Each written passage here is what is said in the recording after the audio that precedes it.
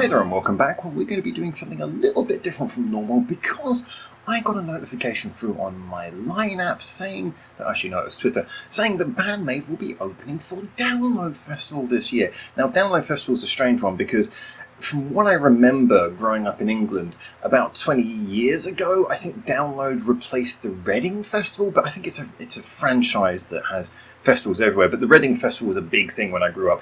Basically, when I was growing up, if you were sort of one of those shaved head kids who was really into EDM when you were sort of getting near to graduating from high school, then you'd go to Ibiza, the small seaside town in Spain, where you would then proceed to take drugs, lose your virginity, and pass out on your own vomit.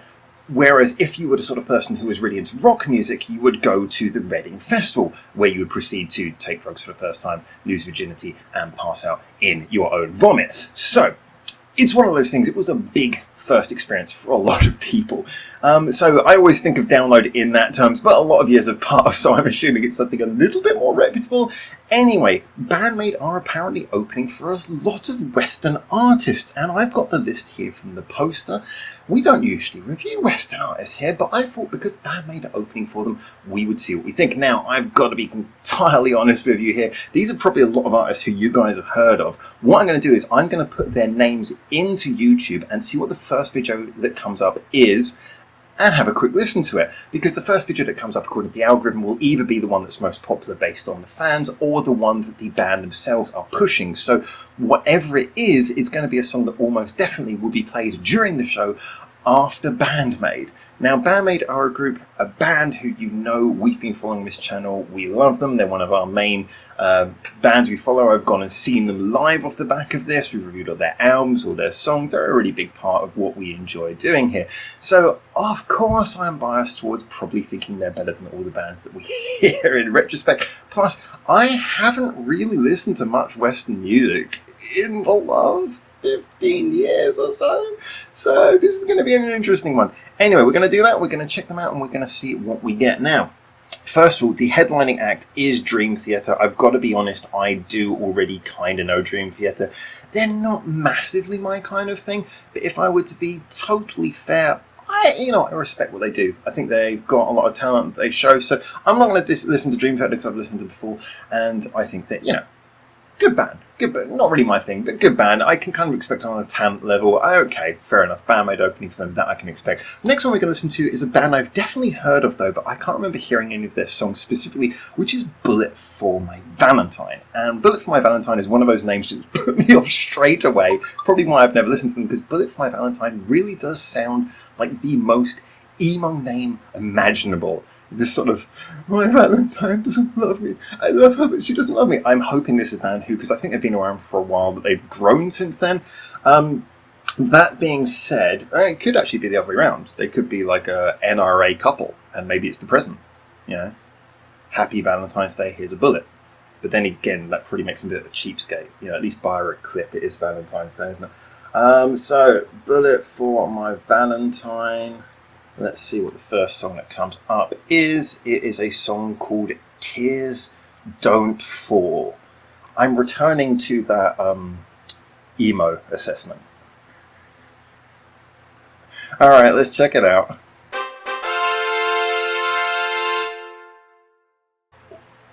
Okay. It was pretty much what I'd expect from a song called that. It had that sort of early 2000s emo rock sound. I will give them credit, actually. It was relatively catchy, good sort of melody to it. It was fairly by the numbers. I can imagine them having a very big following. Didn't really do anything to stand out particularly to me, but there we go. I must admit, I did laugh when the very first thing, just as it starts, he screams, "Let's go." I thought, wow, we are definitely going into stereotype territory, but it was probably, I didn't check when that came out. I'm guessing it was very early 2000s, and it was probably around the time that was still the cool new way to bring your songs in. Anyway, there we go. Bullet for My Valentine. Pretty much exactly what I expected, but not in any sort of awful way. Yeah, I can understand why they've got a big fan base. So next on to Mastodon, a band who I've heard a lot about, but I've never really listened to. The song that's come up for them is one called The Motherload, and based on the thumbnail, this is going to do appalling things to my YouTube recommendations. So I'm going to go check out The Motherload by Mastodon.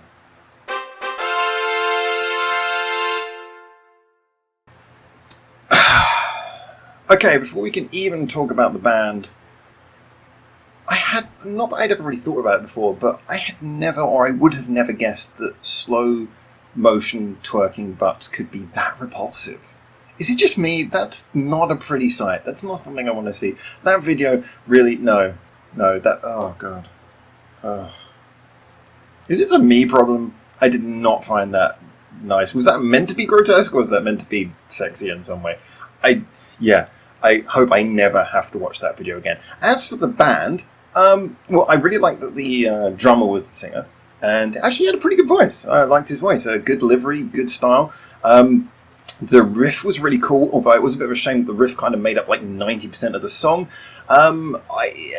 To be honest, I don't know why. I was just expecting something really sort of twiddle heavy, and although I'm not a big fan of twiddle heavy stuff, I must admit my biggest criticism of this song is it kind of lacked much in the way of intricacy beyond that riff itself that kind of repeated over and over again. It was good. It was serviceable. Yeah, it was all right. Again, it's a kind of similar feeling to Bullet for My Valentine. It's one of those ones where I can understand why, as the sort of big single by this band, they probably have a lot of fans. I can imagine them being the sort of band who a lot of people could really get into. But for me, it was just kind of, it was all right. It was all right. And one thing I noticed that so far is that I don't think either of the bands we listened to so far really have delivered the sort of songwriting intricacy that Band-Maid have even in their most sort of mainstream singles, in my opinion. Hashtag no bias. Anyway, let's move on to the next band. This is Steel Panther, and the song that has come up by Steel Panther is Party Like Tomorrow Is the End of the World. And my god, this band does look like we should know what we're going to get in advance. Hair metal. Let's check it out.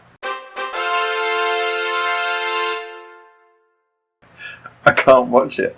I'm currently in Korea, and it comes up saying you must be 19 or older to view this video. Please confirm your age. A Korean mobile phone number will be required. I don't have a Korean mobile phone number. So, Steel Panther, you got off easy. We're going to move on to the next one, which is Soulfly. Alright, Soulfly.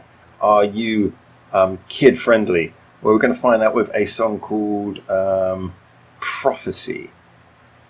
These guys look angry. Let's see what they're angry about.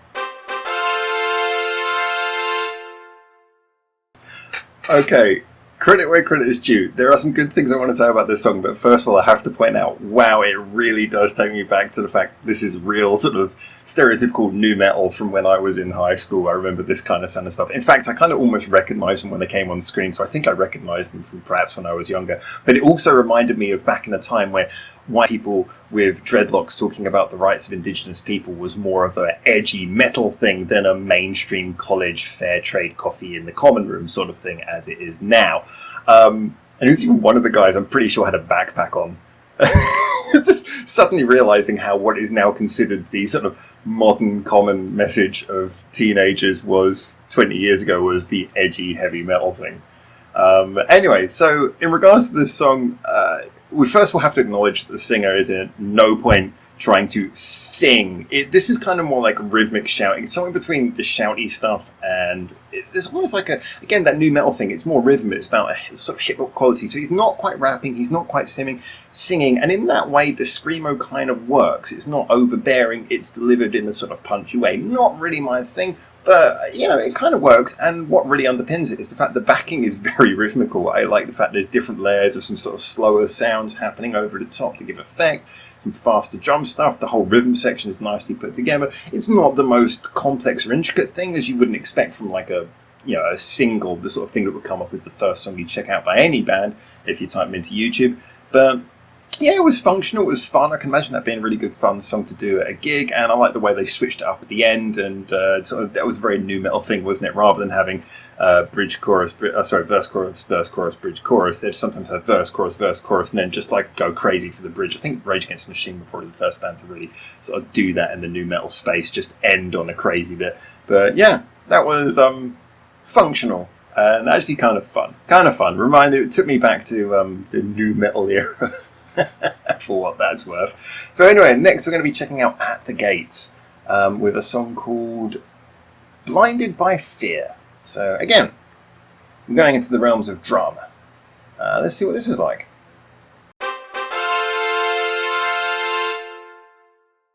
Okay, it's a 3-minute song. I got about halfway. I thought that was, at least I should give it halfway. I like the energy. I like the energy of the backing. I like how it really charges along. Again, this is a song I can imagine this being really kind of cool, that thing live. That kind of really fresh, high-speed metal is really fun to do in a concert setting. Nothing about it particularly sets it apart as being special, but yeah, I can imagine that being a lot of fun. However, the singer's voice, no. No. Can't deal with that. I mean, the last song had some shouty, screamo stuff in it. I can certainly deal with it, but this guy he sounds like he needs some cough medicine real fast. It was scratchy. It didn't sound either powerful nor particularly rhythmic. It just sounded like hearing someone gargle through a sore throat. No, sorry.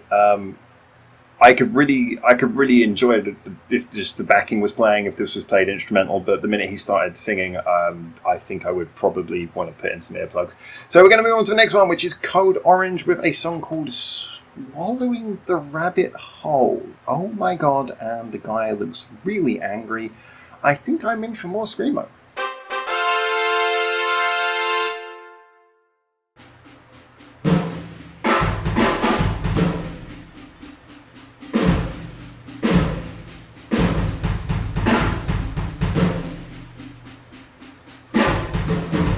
Is this?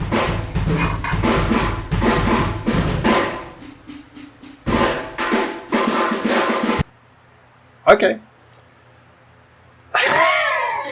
Well, I'll give him credit. The production value is definitely there. That intro, I was kind of weirding out, like, what is going on here? But the production values were there. And I must admit, the whole thing was looking really high production, sort of like horror value. And then just as the lead singer comes on with a mullet, I must admit my feeling of, oh my god, this is kind of horrorcore stuff turned into mullet. Mullets will never stop being funny. I'm sorry. Anyway, unfortunately then he did begin to sing. In a way I could kind of accept it because it was turned down a bit in the mix, but it was actually just the fact it was this compressed, distorted sound of him singing. Again, it hit that thing where for very different reasons to the last one, it never felt particularly powerful or rhythmic. It just sounded like this white noise being blasted in front of the music. The production values of this were certainly great musically as well. I like the fact there were little changes in there. They definitely did build up a really good rhythm with it. There was little stop-start parts in there were cool as well. It had a lot of ideas. It felt like a very creative thing. Just for me, there were certain aspects, but it just didn't meld into a full product. And I think that was mainly because the lead vocals, it was the amount of compression as well. Just everything felt for something that's supposed to sound undoubtedly powerful. It did feel very flat. The overall song was not too compressed, but individual aspects like the vocal and things. So, there's some good ideas in this, and definitely they know what they're going for, and they're kind of projecting it well, both in the video and in the music. I like that sort of go full on 110% crazy. Just felt like it didn't quite click with me. Like there were a lot of ideas, but the sum of the parts didn't quite achieve what the ideas at the core of it were promising. Anyway, as I'm just snacking off bands that people like now, let's move on to the final one, which is the Halo Effect, with a song called Days of the Lost. Let's check it out.